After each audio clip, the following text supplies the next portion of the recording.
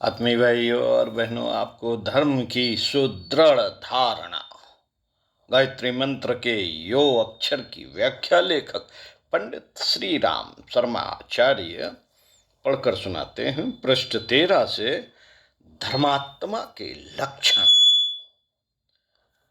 मित्रों, जिस प्रकार सूर्य उदय हुआ है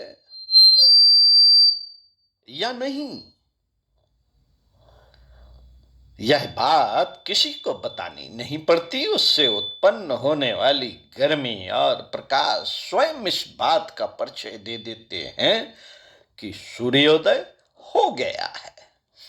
इसी तरह किसी धर्मात्मा मनुष्य का परिचय यह कहकर नहीं दिया जाता कि वह मनुष्य धर्मात्मा है क्योंकि उसने 100 मालाएं राम नाम की जपी है, या यह नित्य वेद पुराण का पाठ करता है। कोई मनुष्य धर्मात्मा है या नहीं, इसका पता उसके आसपास रहने वालों के प्रति उसके व्यवहार से अपने आप लग जाता है।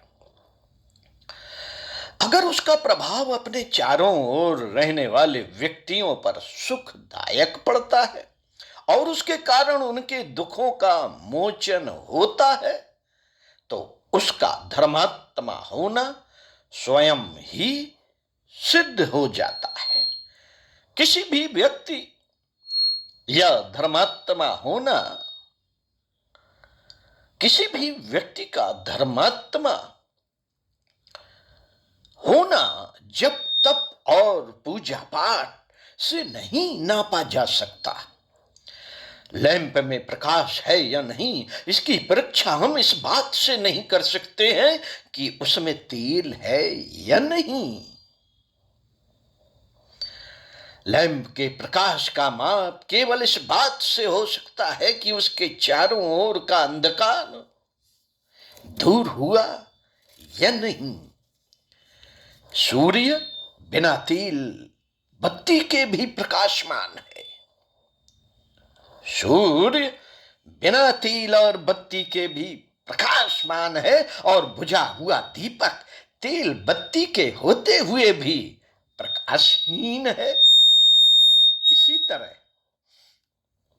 कुछ मनुष्य पूजा पाठ के बिना भी धर्मात्मा हैं, वे सूर्यवत हैं, और अन्य कितने ही मनुष्य पूजा पाठ करते रहने पर भी धर्महीन हैं, वे पाखंडी हैं। परंतु साधारण मनुष्यों को लैंप के समान प्रकाश उत्पन्न करने के लिए पूजा पाठ रूपी तेल बत्ती की आवश्यकता रहती है। जो मनुष्य साधारण होते हुए भी पूजा पाठ तथा सत्संग से हीन है, उनका दिया भी बुझा रहता है। जिस मोहल्ले में तुम रहते हो, यदि उसकी नालियां दुर्गंध युक्त हैं और चारों ओर कीचड़ सड़ रहा है, मच्छरों के झुंड उड़ते रहते हैं, लोग मैले कुचैले अनपढ़ रोगों के मारे और निर्धनता के सताए हुए हैं, और तुम इन अवस्थाओं के सुधार के लिए कुछ नहीं कर रहे हो, तो तुमको धर्मात्मा कहलाने का कोई अधिकार नहीं, कोई अधिकार नहीं है। फिर चाहे तुम कितनी भी लंबी समाधि लगाते हो और कितनी भी सामग्री हवन में फूंक देते हो, तो भी तुम धर्मात्मा नहीं हो। संसार में आज तक जितने भी महात्मा प्रचार करने आए, वह इसी संवेदना भाईचारे की भावना का प्रकाश तुम्हारे दिए बत्ती में जलाने आए हैं। पादरी लोग जब ईसा मसीह के संबंध में कहते हैं कि उसने अंधों को आंखें दी, बहरों को कान दिए, लूले लंगड़ों को हाथ पैर दिए, तो वह उस महात्मा के कारनामों का ठीक रूप में वर्णन नहीं करते। हम कहते हैं साथियों, हम कहते हैं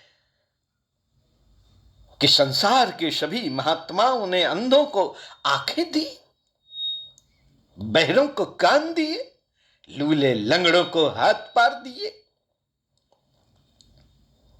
पर पर इस अभागे संसार ने काम, क्रोध, लोभ, मोह, आलस्य, प्रमाद आदि के घोर विष से अपने आप को अंधा, बहरा, लूला, लंगड़ा बना डाला। जिस समय हम इन महात्मा लोगों की प्रेरणा से अपने चारों ओर बसे मनुष्यों के प्रति संवेदना अनुभव करते हैं और उनकी बिगड़ी हुई हालत को सुधारने के लिए भरसक चेष्टा करते हैं, उस समय हमारी खोई हुई आंखें वापस मिल जाती हैं। मित्रों, हमारी खोई हुई आंखें वापस मिल जाती हैं। हमारे बहरे कान सुनने लगते हैं और हमारे कटे हुए हाथ फिर से हरे हो जाते हैं। बस जहां अपने चारों ओर की शोचनीय अवस्था को सुखमय दशा में परिवर्तित करने की भावना मौजूद है, वहीं धर्म का सच्चा स्वरूप है। पंडित श्री राम शर्मा आचार्य आपको इसी क्रम में पढ़कर सुनाएंगे धर्म के 2 स्वरूप। सुनते हैं अगले वीडियो में। स्वाध्याय सत्संग का क्रम बनाए रखते हुए। ओम शांति।